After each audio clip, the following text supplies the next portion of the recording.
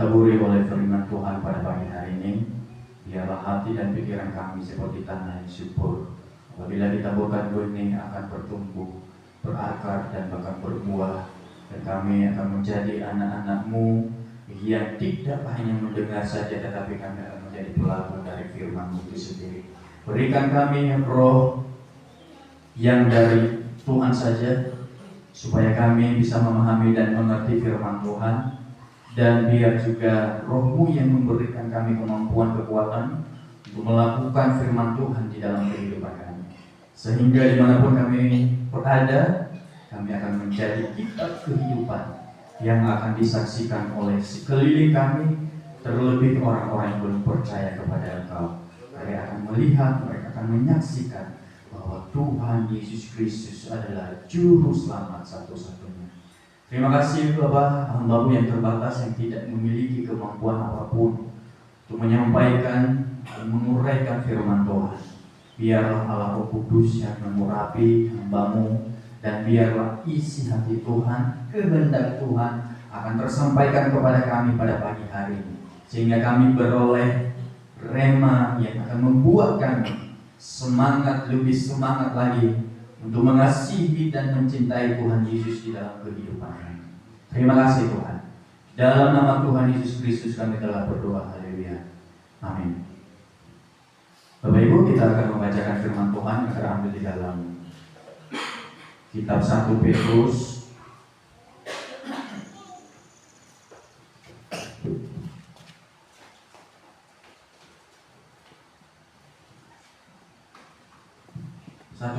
pasal 1 ayat 23 sampai yang ke 25. Kita akan membacakan secara bersama-sama. 1 Petrus pasal 1 ayat 23 sampai yang ke 25. Kita akan baca bersama-sama 1, 2, 3.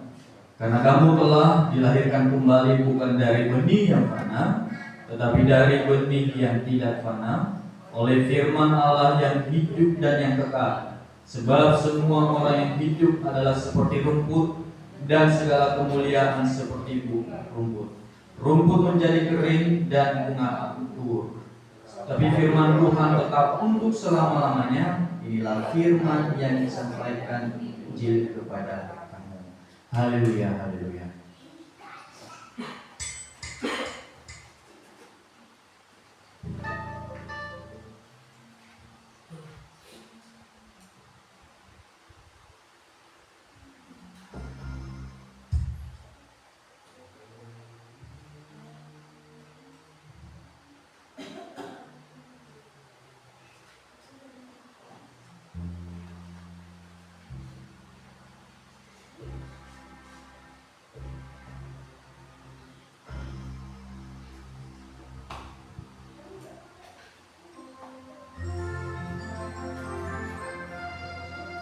Haleluya,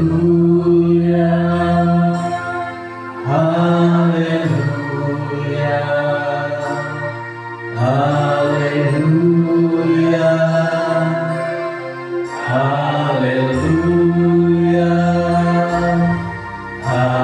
haleluya, haleluya, haleluya.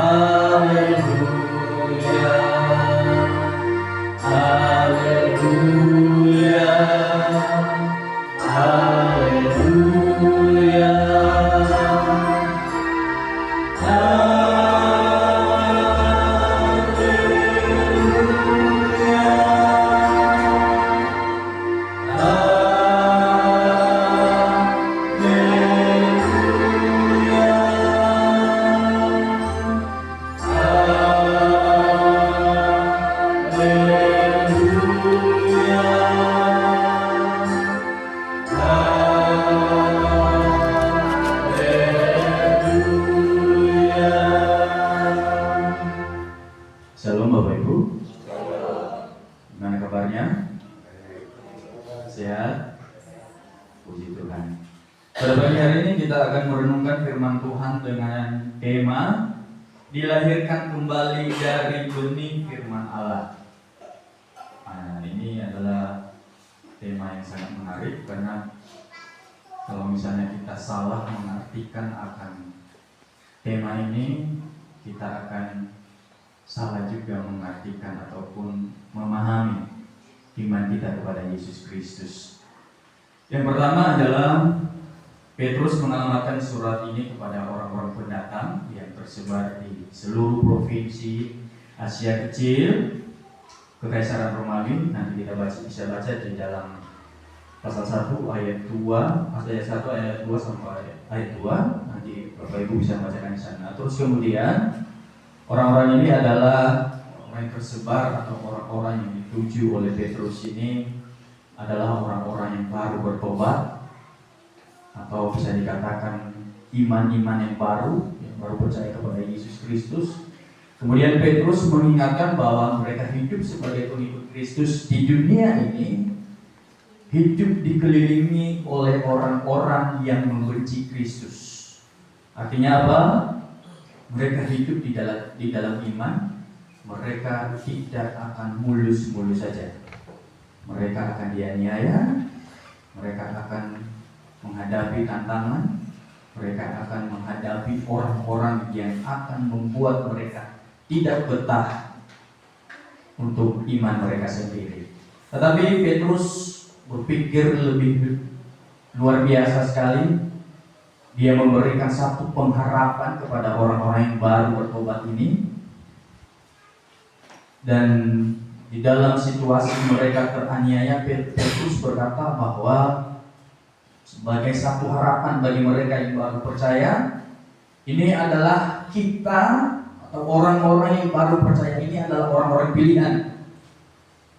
Terus kemudian kita adalah orang-orang yang telah dikuduskan oleh Roh Kudus yang harusnya taat kepada Kristus. Kita adalah orang-orang yang dilahirkan kembali dari kebangkitan Kristus.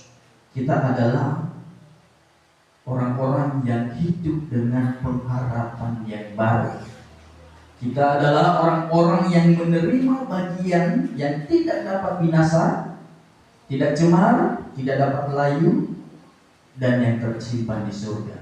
Ini adalah kata-kata pengharapan yang diberikan oleh Petrus supaya mereka, orang-orang yang baru bertobat, orang-orang yang baru di dalam iman percaya itu tidak kembali kepada kehidupan lamanya. Sehingga Petrus berkata bahwa kita yang telah dibangkitkan, kita yang telah hidup baru karena kebangkitan Kristus itu. Kita adalah orang-orang yang memiliki harapan karena percaya kepada Yesus Kristus. Dan ini saya rasa ini sangat penting. Dan ini sangat penting untuk kita pegang sebagai orang-orang percaya, saya dan Bapak Ibu yang telah hidup lama bergaul dengan Kristus, untuk memegang cara yang dipakai oleh Petrus ini. Kepada siapa? Kepada mereka yang baru percaya, kepada tetangga kita, kepada orang-orang yang ada di sekeliling kita yang baru percaya. Ini bisa dikatakan adalah follow up. Supaya apa? Supaya teman-teman kita ini dapat dukungan, dapat dorongan, sehingga dia semangat, sehingga dia pada saat dia dianiaya, dia mengalami penderitaan yang tidak dia dapatkan pada saat dia belum percaya kepada Kristus, dia tidak mundur dan dia tidak goyah, tetapi dia semakin bergairah dan berkata bahwa ini adalah hal yang saya dapatkan untuk semakin bertumbuh di dalam Kristus. Ini harus kita pegang, jangan sampai kita lalai akan hal ini. Terus kemudian contohnya yang harus kita pegang Bapak Ibu, kita harus memiliki tanggung jawab akan hal ini. Kita jangan lalai, kita jangan sampai berpikir bahwa ya udahlah, teman saya biarkan dia bertumbuh sendiri. Ya udahlah, biarkanlah dia sudah dewasa, harusnya dia sudah bisa hidup sendiri dan mencari makan sendiri. Jangan, kita yang kuat harus menopang yang lemah, seperti apa yang dilakukan oleh Petrus. Jangan sampai kita bersuara keras bahwa ayo semangat, ayo kita datang kepada Tuhan, tetapi tidak ada sesuatu hal yang kita lakukan. Itu sama saja omong kosong. Ya, di dalam Yakobus dikatakan iman tanpa perbuatan pada hakikatnya adalah mati, bukan kosong. Jadi Bapak Ibu yang terkasih, ini adalah tanggung jawab kita untuk memelihara, untuk menjaga, dan untuk menyampaikan kabar sukacita itu. Supaya apa? Supaya orang-orang yang sudah percaya itu tidak akan mundur dengan imannya karena penganiayaan ataupun karena tantangan dan masalah yang dia dapatkan di dalam kehidupan kita. Jadi karena kita ini telah dilahirkan kembali, akan mengalami berbagai cobaan yang menjadi ujian kemurnian iman, dengan tujuan akan menjadi kemuliaan pada saat kedatangan Kristus. Kita didapatkan tetap setia, tetap berada di dalam iman percaya kita. Kita tetap berpegang teguh terhadap iman kita kepada Yesus Kristus. Maka dalam hal ini Bapak Ibu yang terkasih dalam nama Tuhan Yesus, ada dua hal yang harus kita pahami sebagai orang yang telah dipilih atau orang yang telah percaya kepada Yesus Kristus. Yang pertama adalah dilahirkan kembali, dan dalam kebangkitan Yesus Kristus itu berbicara tentang pembaharuan secara rohani yang dikerjakan oleh Roh Kudus, meninggalkan kehidupan yang lama. Jadi kita yang telah dipilih, yang telah dilahirkan kembali dalam kebangkitan Kristus itu berbicara tentang pembaharuan secara rohani. Yang pertama adalah seperti yang dikatakan di dalam 2 Korintus pasal 5 ayat 17, jadi siapa yang ada di dalam Kristus, ia adalah ciptaan baru, yang lama sudah berlalu, sesungguhnya yang baru sudah datang. Yang kita kenakan pada saat kita mengalami kebangkitan atau dilahirkan kembali, pada saat kebangkitan Kristus, kita mengenakan manusia baru, bukan manusia lama lagi. Terus yang kedua, di dalam Roma 6 ayat 4 berkata bahwa dengan demikian kita telah dikuburkan bersama-sama dengan Dia oleh baptisan dalam kematian, supaya sama seperti Kristus telah dibangkitkan dari antara orang mati oleh kemuliaan Bapa, demikian juga kita akan hidup di dalam hidup yang baru. Itu dia dilahirkan kembali dalam kebangkitan Kristus. Nanti boleh Bapak Ibu baca di dalam ayat ketiga pasal 1. Artinya apa Bapak Ibu yang terkasih dalam Tuhan Yesus? Artinya adalah kita diperbaharui dari hidup kita yang lama yang telah rusak di hadapan Tuhan. Kita diperbaharui dari hidup kita yang tidak benar. Kita diperbaharui dari hidup kita yang berdosa. Kita diperbaharui dari hidup kita yang tidak layak. Kita diperbaharui dari hidup kita yang penuh dengan celah dan dosa. Dilahirkan kembali menjadi manusia baru. Kita meninggalkan yang lama-lama, ya, yang kebiasaannya dulu setiap hari Minggu kerjanya tidur di rumah, itu dibuang. Dia sekarang rajin ke gereja. Yang dulunya kehidupannya dia tidak mau mendengarkan tentang Yesus Kristus, dilahirkan kembali dia menjadi semangat untuk mendengarkan tentang Kristus. Yang dulunya tidak mau berdoa, apa itu Tuhan, apa itu Yesus, apa itu keselamatan, sekarang dia dengan sungguh-sungguh mau memberikan diri dan hatinya untuk mendengarkan, untuk berdoa kepada Yesus dan segala macamnya. Artinya yang lama itu telah dibuang, sehingga dikatakan bisa layak di hadapan Allah seperti tertulis dalam Efesius pasal 4 ayat 24, dan mengenakan manusia baru yang telah diciptakan menurut kehendak Allah di dalam kebenaran dan kekudusan yang sesungguhnya.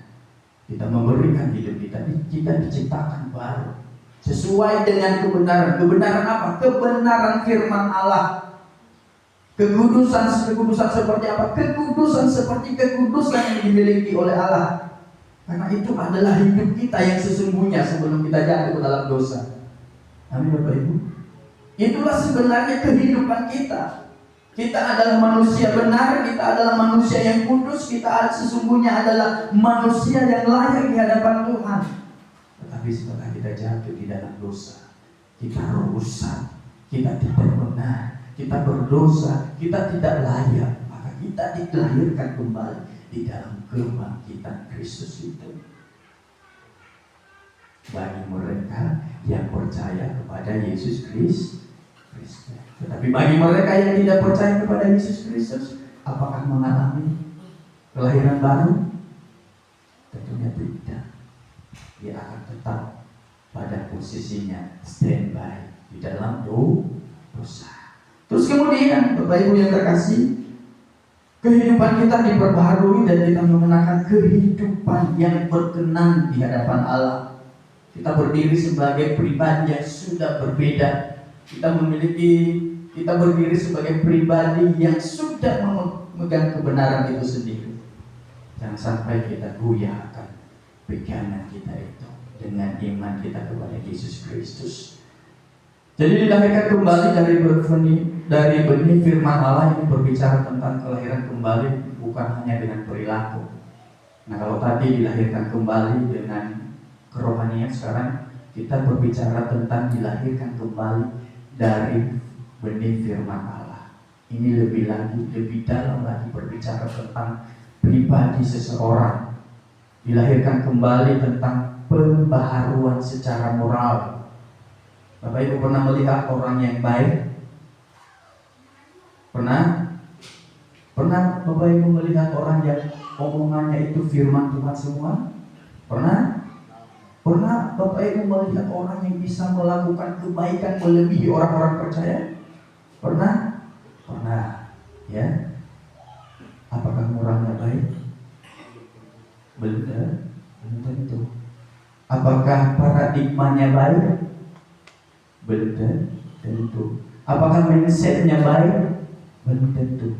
Jadi berbicara tentang dilahirkan kembali dari benih firman Allah, itu adalah berbicara tentang perubahan secara moral, perubahan secara paradigma, perubahan secara mindset. Artinya apa Bapak Ibu? Kalau misalnya dia sudah berubah secara moral, paradigma dan mindset itu, saya pikir dan percaya hidupnya juga akan otomatis ikut baik. Artinya apa? Tidak ada kepura-puraan di dalam dia berbuat. Itu yang harus kita waspadai sebagai orang percaya. Jangan sampai kita ramah kepada orang, ya kan? Baik, halo Pak, ya. Tetapi paradigmanya salah. Dia dikasih masukan, dikasih kritik, dikasih ide, dikasih pendapat yang tujuannya untuk membuat dia berkembang dan bertumbuh. Dia berkata, oh jangan, saya punya badan sendiri. Ya, oh jangan, itu salah Pak. Saya punya pribadi sendiri, saya punya pegangan sendiri, saya punya paham sendiri, saya punya pola pikir sendiri. Artinya apa? Dia menolak. Padahal itu benar. 99% berkata itu benar. Dia sendiri berkata, wah salah. Terus dia kekeh lagi dengan hal itu.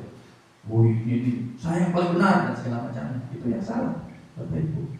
Ya, hal-hal seperti itu kalau misalnya kita lihat ada di dalam diri kita, mari kita patahkan di dalam nama Tuhan Yesus Kristus. Amin. Amin. Jangan sampai seperti itu. Tapi kita mulai dari dalam dulu, yang lebih dalam lagi, yaitu dari moral kita, paradigma kita, dan mindset kita. Dilahirkan kembali dari benih firman Tuhan.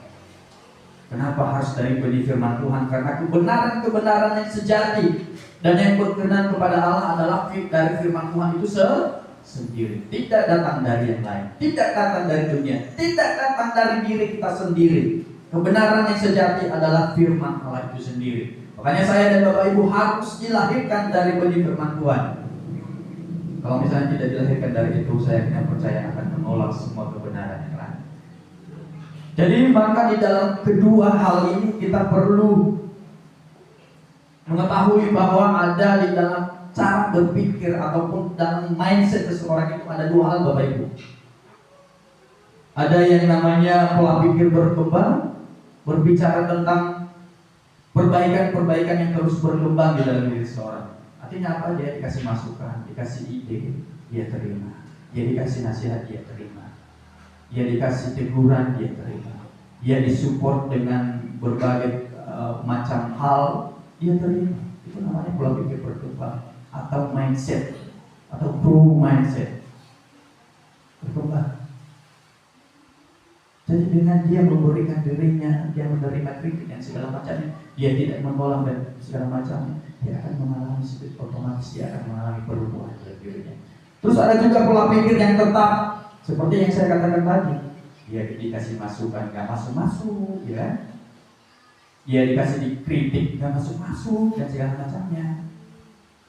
Dia menolak dan segala macamnya. Itu adalah orang-orang yang bisa dikatakan apabila dia dikasih kritik yang mempunyai pola pikir tetap ini, apabila dia dikasih kritik dia berontak, dia dikasih nasihat dia marah, dia dikasih sesuatu saran atau apapun itu dia murka. Ini adalah mindset atau pola pikir yang tetap tidak bisa berkembang, dan itu sudah berbicara tentang ego manusia. Jadi tidak heran kalau misalnya ada di tengah-tengah jemaah, di tengah-tengah orang satu organisasi ataupun di tengah-tengah kita ada orang-orang yang seperti ini. Karena memang ada orang yang pola pikirnya berubah dan ada orang-orang yang pola pikirnya tetap. Jadi jangan sampai membuat diri kita berdosa hanya gara-gara satu pribadi yang tidak menerima nasihat. Ya, kita berdoa saja biar Tuhan menjamah dia, dan kalau perlu kita tengking di dalam nama Tuhan Yesus biar dia bertobat. Amin Bapak Ibu. Siap melakukan itu? Ya. Jadi orang yang benar-benar dilahirkan dari firman Allah, harusnya kita dilahirkan dari firman Allah itu sendiri. Seperti apa yang dikatakan tadi, kita orang-orang yang tidak takut lagi terhadap aniaya. Karena ada satu pengharapan yang telah diberikan kepada kita dalam kebangkitan Yesus Kristus. Ada tujuan yang kekal yang harus kita terima. Kita adalah orang-orang yang siap dimurnikan imannya. Dimurnikan seperti apa? Saya sudah pernah katakan di Gelonggong. Pada saat ibadah keluarga, saya berkata bahwa pemurnian kita itu tidak datang dari kita harus dikejar pakai golok, kita harus dipukul dan segala tidak. Di dalam peribadatan kita, di dalam jadwal-jadwal yang sudah kita tentukan, itu akan menjadi pemurnian akan iman kita. Seberapa jauh kita setia, seberapa jauh kita taat, seberapa jauh kita memberikan waktu kita untuk datang beribadah kepada Tuhan. Benar yang saya katakan. Itu adalah pemurnian iman. Lama-lama, pertama-pertama datang 15 orang, ya kan, persekutuan. Lama-lama 14, lama-lama 13, lama-lama 12, sampai kemarin 9 orang. Terus kapan lalu datang hanya 7 orang. Apakah itu dikatakan orang-orang yang bisa yang menerima pemurnian iman? Tentunya tidak. Ya. Terus kemudian harusnya kita adalah orang-orang yang setia sampai kedatangan Yesus Kristus kedua kalinya. Kita didapatkan setia, Bapak Ibu yang terkasih. Setia, Bapak Petrus masih ada, ya kan? Mas Deo di belakang masih ada. Tuhan Yesus senang kok tepuk tangan. Ya, Mbak Nana masih ada. Tidak nanti tiba-tiba pada saat kedatangan Tuhan Yesus kedua kalinya, dia lihat, wah Mas Deo sudah mualaf, kan? Artinya dia tidak setia. Apakah dikatakan seperti itu orang yang bisa menerima pengharapan atau kehidupan yang kekal? Tidak. Orang yang setia itu adalah orang yang menerima kehidupan yang kekal. Jadi saya dan Bapak Ibu mulai saat ini, ayo bangun lagi gairah kita, bangun lagi semangat kita, tumbuhkan lagi cinta mula-mula kita kepada Tuhan. Kalau dulunya kita pada saat kita pertama kali datang ke gereja, ibadahnya jam 10 pagi, dia bangun jam 1 malam, itu mempersiapkan diri biar tidak terlambat dan segala macam. Jangan sampai berubah seperti itu, konsisten. Tiba-tiba nanti jam 1 malam dia bangun untuk datang ibadah jam 10. Berapa tahun kemudian, yang dulunya bangun jam 1, ini sekarang bangun jam 11. Artinya sudah selesai ibadah baru bangun. Itu hal yang tidak baik. Itu namanya telah pudar cinta mula-mulanya. Ya, peliharalah hubungan kita dengan Tuhan seperti kita memelihara hubungan kita dengan pasangan kita. Kalaupun itu juga terdapat kesalahan, kelemahan di dalam hubungan kita terhadap sesama kita bisa, ya udahlah biarin aja, yang penting saya ada dengan dia. Tapi dengan Tuhan tidak seperti itu. Harus tetap sama dari sekarang sampai selama-lamanya. Terus kemudian kita orang yang telah dilahirkan dari benih firman Allah, harusnya kita adalah orang-orang yang taat, orang-orang yang tidak menuruti hawa nafsu. Artinya apa Bapak Ibu? Kristus itu yang lebih besar di dalam diri saya. Kristus itu yang lebih saya utamakan di dalam diri saya. bukan keinginan-keinginan saya, bukan keenakan-keenakan semata yang fana di dunia ini. Tetapi yang saya pelihara adalah Kristus. Harusnya kita adalah orang-orang hidup kudus. Mampu kita memelihara kehidupan yang kudus seperti apa yang dikatakan di dalam ayat 15 dan 16. Tetapi hendaklah kamu menjadi kudus di dalam seluruh hidupmu, sama seperti Dia yang kudus yang telah memanggil kamu, yaitu Yesus Kristus. Yesus Kristus yang memanggil saya dan Bapak Ibu, mari nak, datanglah kepadaku, Dia yang kudus. Sebab ada tertulis, kuduslah kamu, sebab aku kudus. Kenapa Dia berkata seperti itu? Karena kita layak dan kita berkenan kepada Allah apabila kita memiliki kehidupan yang kudus. Dan kalau misalnya kita berkata bahwa ya udah, nggak apa-apa, itulah kehendaknya Tuhan dan segala macam, apapun alasannya, apapun ceritanya, apapun keadaannya, Tuhan berkata hendaklah engkau kudus. Dan yang kita pegang hendaklah kita kudus. Dan yang kita lakukan hendaklah kekudusan itu sendiri. Supaya apa? Supaya kita berkenan di hadapan Tuhan, Bapak Ibu. Terus kemudian kita harusnya adalah orang-orang yang takut akan Tuhan. Nah, ini saat ini sudah banyak ini orang-orang yang sudah tidak takut lagi akan Tuhan. Takut seperti apa, Bapak Ibu? Takut seperti apa? Ini kadang-kadang orang salah mengartikan takut akan Tuhan ini. Ada yang bilang takut itu yang udah sembunyi-sembunyi di hadapan Tuhan. Jadi ada Tuhan, ya kan? Main berumput tuh, ya. Takut akan Tuhan, kita lari dan segala macam. Tidak. Takut akan Tuhan itu sebenarnya memelihara kehidupan kita ini supaya berkenan di hadapan Tuhan. Terus ada orang yang berkata bahwa nggak apa-apa lah sekali-sekali. Inilah yang lebih parah. Nanti kita sama seperti Daud.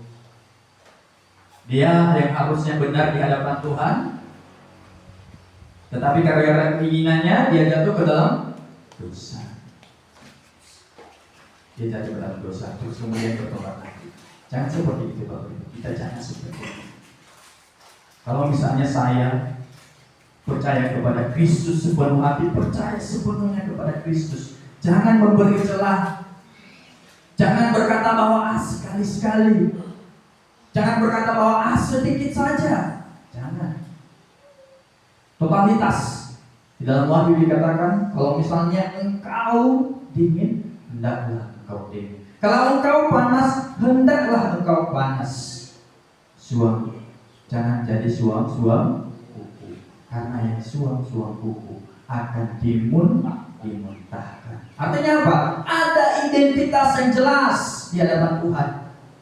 Dan kalau sudah dimuntahkan, Bapak Ibu, tahu resikonya apa? Kita diinjak-injak, kita tidak berharga lagi, kita tidak dilirik lagi, kita tidak menjadi sesuatu yang harus dipertimbangkan. Ini diambil, ini berguna apa enggak? Tidak.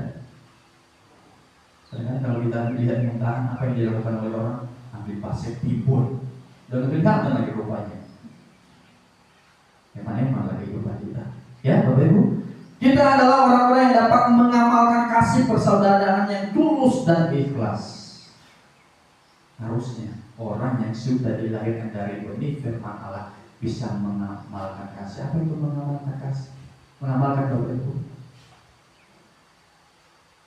Mengamalkan itu sama artinya dengan melakukan, melakukan kasih persaudaraan yang ikhlas, tulus, sepenuh hati. Seperti yang saya katakan tadi, tidak ada lagi kasih yang berpura-pura, kasih yang palsu, kasih yang ada embel-embelnya dan segala macamnya. Tetapi kita harus melakukan kasih seperti apa yang dilakukan oleh Kristus. Dan kita harus melakukan kasih seperti apa yang diperintahkan oleh Kristus. Kasihilah sesama manusia seperti engkau mengasihi dirimu sendiri. Itu adalah yang berkenan di hadapan Tuhan. Terus kemudian kita adalah orang-orang yang sungguh-sungguh mengasihi dengan segenap hati.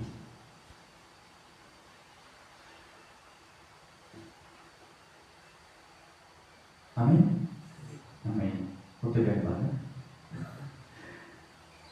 Jadi orang-orang yang telah saya dan Bapak Ibu adalah kalau misalnya kita benar-benar dilahirkan dari benih firman Allah yang adalah datangnya dari Allah itu sendiri, yang adalah datangnya dan kita melihat dan kita membaca, kita mengerti karena merenungkan firman Tuhan siang dan malam, harusnya kita memiliki kehidupan seperti apa yang saya paparkan di atas tadi. Tetapi ada juga orang-orang yang lahir dari benih firman Tuhan yang datang dari pengertiannya sendiri. Ini juga salah, Bapak Ibu.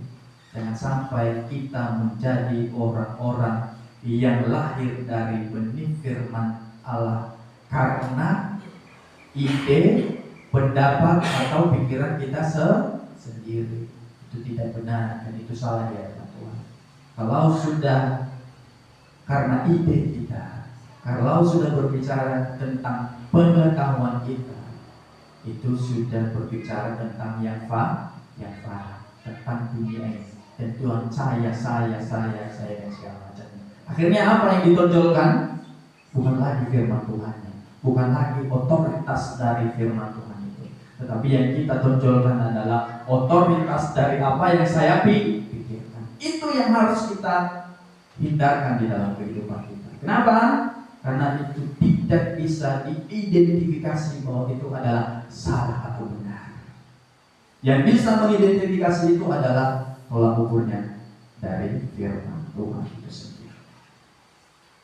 Jadi itu yang harus kita waspadai di dalam kehidupan kita. Jadi saya katakan dan saya tegaskan lagi bahwa dilahirkan dari benih firman Allah itu adalah perubahan hidup yang diubahkan secara dalam, diubahkan dari pola pikirnya, paradigmanya, mindsetnya, dan moralnya, semuanya diubahkan menjadi serupa dengan Kristus.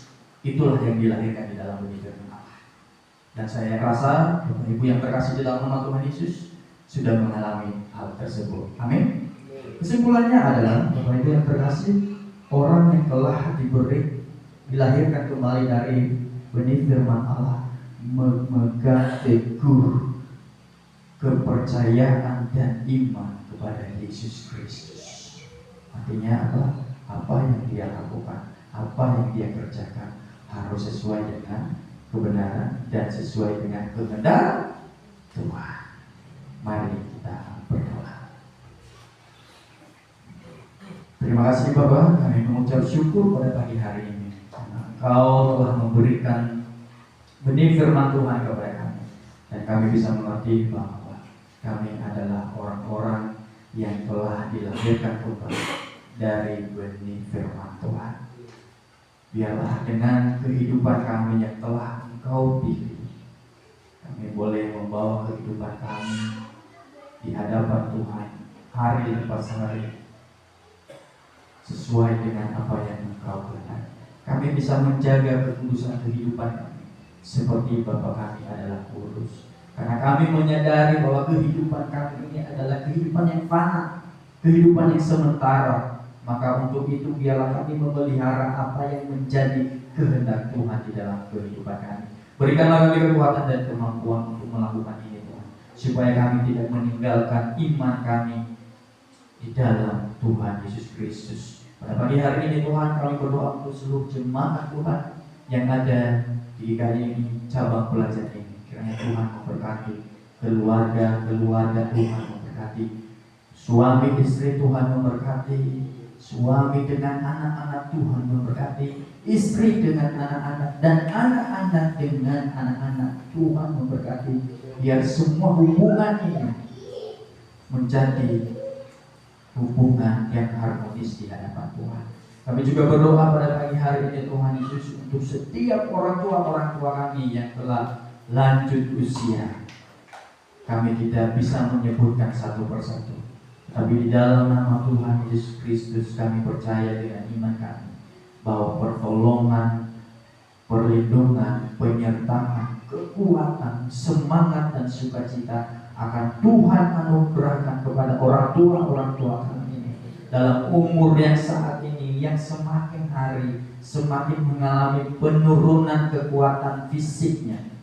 Dan biarlah dalam keadaan orang tua kami ini akan menghabiskan hari-harinya, waktu-waktunya untuk memuji memuliakan nama Tuhan, untuk merenungkan firman Tuhan, supaya dengan adanya orang tua kami ini, kami yang muda, kami adalah generasi ini dapat melihat ketaatan, kesetiaan dari orang tua kami, dan akan menjadi semangat, akan menjadi dorongan bagi kami supaya kami juga memiliki iman yang seperti orang tua kami. Terima kasih Tuhan Yesus, terima kasih. Apapun yang menjadi pergumulan dalam setiap keluarga, kiranya Tuhan memberikan jalan keluar. Terima kasih Bapa. Pada saat ini juga kami berdoa untuk persembahan yang telah kami berikan di hadapan Tuhan. Kiranya Tuhan sucikan dan Tuhan layakan, supaya persembahan yang telah kami berikan akan menjadi berkat untuk melaksanakan ataupun mengerjakan pekerjaan Tuhan di tempat ini. Dan biar juga apapun yang kami kerjakan, apapun yang kami usahakan, semakin Tuhan berkati senantiasa. Terima kasih Bapak. Kami akan menyempurnakan doa kami ini dengan doa yang telah Bapak ajarkan kepada kami. Bapa kami yang di surga, dikuduskanlah namamu. Datanglah kerajaan-Mu, jadilah kehendak-Mu di bumi seperti di surga. Kami secukupnya, dan ampunilah kami akan kesalahan kami, seperti kami juga mengampuni orang yang bersalah kepada kami. Dan janganlah membawa kami ke dalam pencobaan, tapi lepaskanlah kami daripada yang jahat. Karena Engkau yang punya kerajaan dan kuasa dan kemuliaan sampai selama-lamanya. Amin.